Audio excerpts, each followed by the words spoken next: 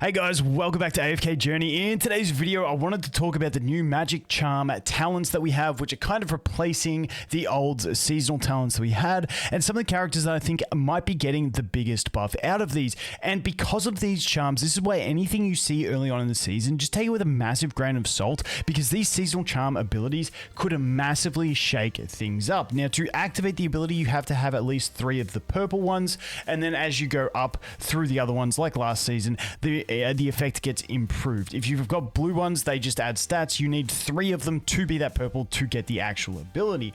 But I wanted to jump over into Pridewin and take a look at their website, because they have updated their list with everything. Wait, let me find the right thing that I'm trying to get to. Here it is. Because they have updated their website with all of them, and I think this is just an easier way to look at them. I think this visually, this is way better than trying to go through it in game. And I wanted to just single out some characters that I think are getting some pretty decent buffs with this.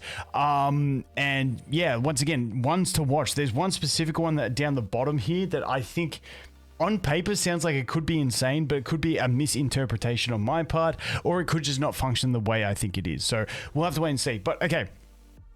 First of all, I think Arden, who a lot of people use, this one's going to be really solid. Increases target's damage taken by 16% for 6 seconds and grants a 30% attack boost for 6 seconds when inflicting control effects on that target.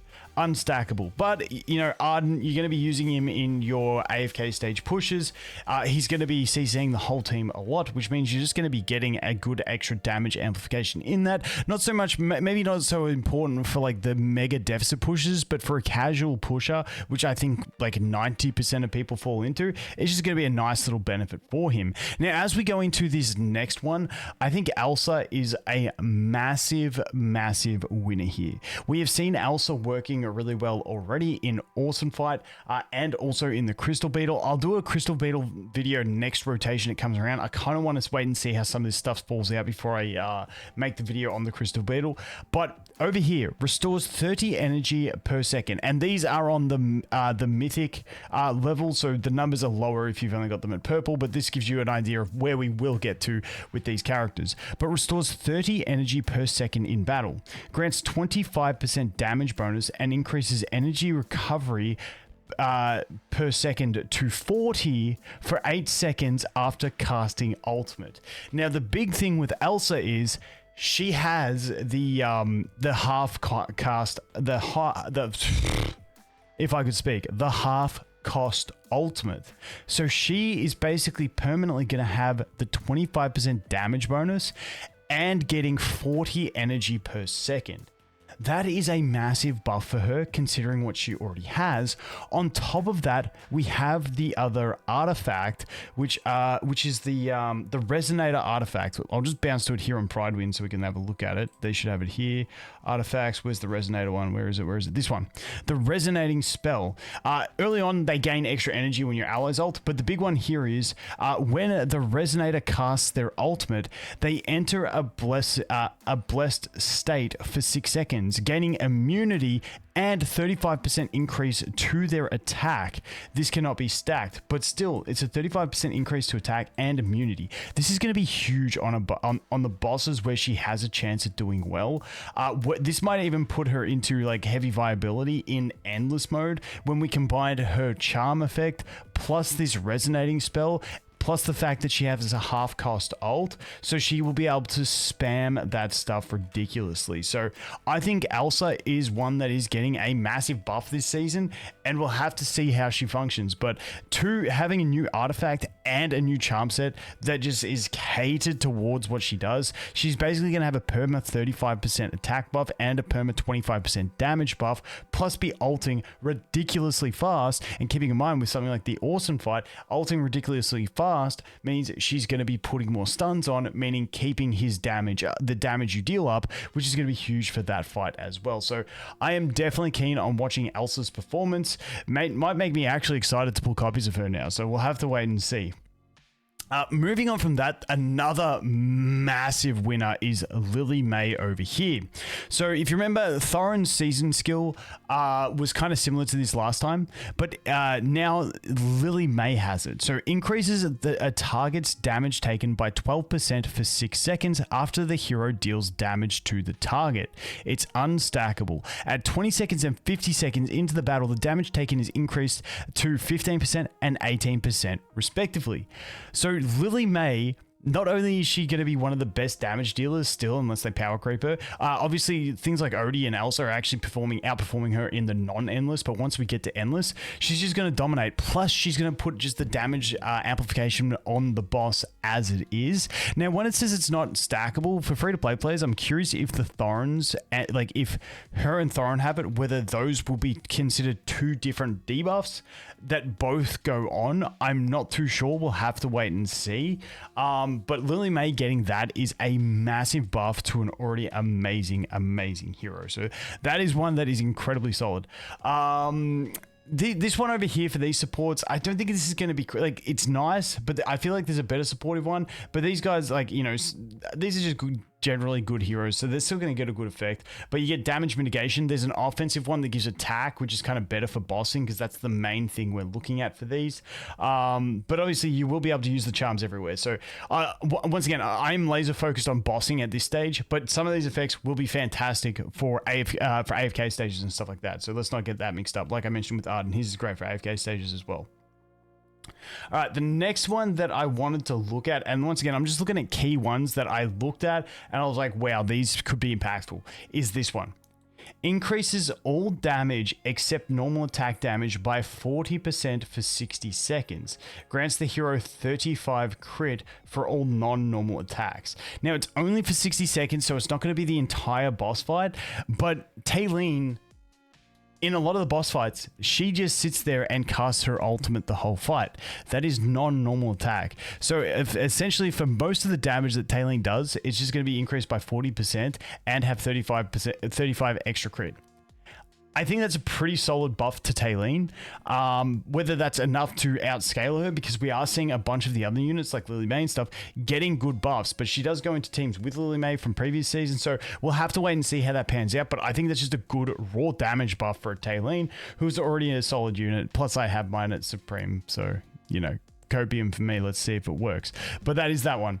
Moving on from that one, we go into Shakir and Lena. Now, Lena is one, obviously, we're seeing some pretty decent use out of her already, especially on the awesome boss. If she's Mythic Plus, she's stunning the dude really fast. Unfortunately, she's not getting one that's going to really benefit her, and that's where I'm curious to see in Endless whether she is still a better option or whether Elsa becomes that better option just due to the way the season charms are going to affect Elsa and her stun capacity versus what Lena gets here, because this one we get a buff for 3 seconds and a HP restore after the hero assists or defeats an enemy. Unfortunately, this is not going to work in bosses. For AFK stages, yes, this is going to have an effect and stuff like that. But for bosses, which is where I'm mainly focusing on at the moment, unfortunate for Lena, not really getting a massive boost there. Now, these guys down here, Scarlita, I think Scarlita is going to be solid anyway, but we do get some damage buffs up to 18% on damage dealt buff, which isn't too bad at all. And then we also get the defenses increased as well. So I think this is going to be pretty solid. I think once again, the damage buff on Odie is good as well, but once again, when the limit is reached, grants the hero extra 25 haste for the battle. So once again, this is honestly, Odie, this is a pretty solid one for stacking up to that 18% damage increase, because he's obviously a great bossing unit. Scarlita, I don't know if she's going to be meta in bossing endgame still. I think we're just getting more options, but we'll have to wait and see. And also decent for her. Obviously, Floribel also decent for Corrin and Kruger. Honestly, it's decent for all of these guys, really, because Kruger needs the survivability as well as the damage output, so that's pretty solid. Floribel too for her minions. So this one's just sort of like a balanced one. I don't read it and go, well, that's broken. I just read it and I go, oh, that's pretty decent for them. Pretty nice. Now, when I mentioned the previous one, when we were looking at Smoko Coco, who had the supportive ability, there was the damage reduction. This one grants the 30% attack boost for 45 seconds to the ally placed one behind the hero when the battle starts. When the ally ally assists or defeats an enemy other than a summon, their attack is increased by an extra 6%, and the duration of the buff extends by 10 seconds. So obviously, you know, we've got Skyclops where you will get a kill, but does it say non-summon? Other than a summon, yeah. So basically, it's only 45 seconds on boss fights when we look at that. Which, I mean, let's face it, you're going to take that on a Rainier anyway. Rainier is getting used. Now you just get a further buff on the DPS that you're teleporting, or if you're not teleporting the DPS, you know, you're cool. You just put them directly behind him, and you have the other person adjacent that you're teleporting, and GG's. So I think this is just a good one in general. It's not crazy busted just due to the 45-second limitation and the kill requirement to extend it in bossing, but still not too bad in that sense. Moving on from that, the energy on hit is going to be nice over here for Freyesto, I think. Not going to be completely broken, but I still think we will see him start scaling up when we get into the Endless mode. He's not doing much at all in the pre-Endless mode. We'll have to wait and see. This one's kind of iffy. Mikola, it's nice to get that... Honestly, like they chose well on the Mikola and Rowan here. Mikola especially because this allows she gets the extra energy until she ults her first time. But the first ult's all you need, so you can get the field up faster. I don't think it's going to be like a pivotal broken thing that's going to completely impact the game, but it's not too bad. And moving on past that, I'm not going to dive too deep into anyone else, but these ones we're still waiting to see. This one. This is the last one I wanted to... Wait. I've got Nara's. I'll let them know. Wait. What was Nara's? Increases crit by 100 for the next 3 hits and recovers 8% HP for the next 6 seconds after hero assist. Okay, she's got the assist or defeat one. Yeah, that's not as crazy. Yeah, that's okay. I mean, it's honestly solid. It's honestly solid for Nara, but yeah, I mean, let's just move on. This is the other big one. This is the last one I wanted to highlight. Once again, I could be missing stuff. This is just me reading it and interpreting it. This one, I feel like if this works in a specific way based on this text, I feel like Cassadee could be broken. But I do think I am reading it wrong and it's not going to work the way I envision in my head. You guys let me know if you agree. Increases damage dealt by 20%. And grants 25 energy when attacking an enemy for each stat debuff inflicted on the enemy by a different caster. So, first question. Does the 20% stack? Because it could be read as increases damage dealt by 20%, full stop. Then grants 25 energy when attacking an enemy for each stat debuff. I don't know. So I don't know if that 20% is going to go up to a possible 100% because when it says for each different caster, I'm just thinking general terms. If you have 5 heroes on your team, they all put a debuff on the enemy.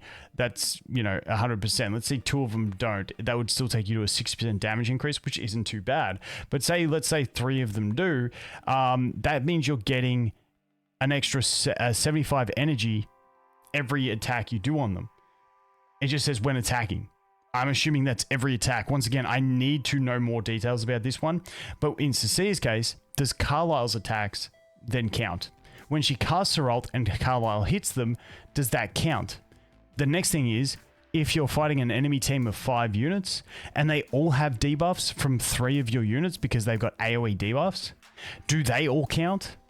In which case, are we then multiplying that, let's call it 75 energy, then by 5 because we've got 5 enemies with it and C's hitting all 5 with Carlisle when she ults, is she effectively going to be like just basically spamming Carlisle out and stun lock the entire enemy team? I don't know. That is where my mind went down the rabbit hole of this one. I didn't see anyone test it on the Pioneer, and a lot of people didn't even get the sets on Pioneer, so I don't know, but this is one I am definitely keen on checking out. Because there's too much interpretation in the wording of this, and I've just got to see how it works. Because if Cecilia could then just spam Carlisle, she could be the best CC unit in the game because she just goes, Carlisle, and they just perma-stun. I don't know. I think it could be a thing. We'll have to wait and see. Let me know if you think I'm coping, but I think it would be pretty funny to see. But that is pretty much everything that I wanted to look at.